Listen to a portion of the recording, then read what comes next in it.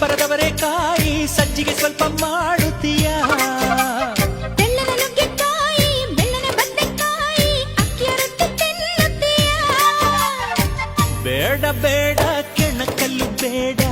ತೊಂದ್ರೆಯಾದ್ರೆ ನಿಂದಿಸಬೇಡ ಮೆಚ್ಚಿಕೊಂಡ ಗಂಡೆ ನಿನ್ನ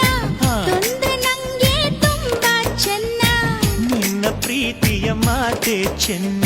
ಮಲ್ನಾಡಡಿಕೆ ಮೈಸೂರು ವಿಳದೆಲೆ ಬೆರೆತರೆ ಕೆನ್ನ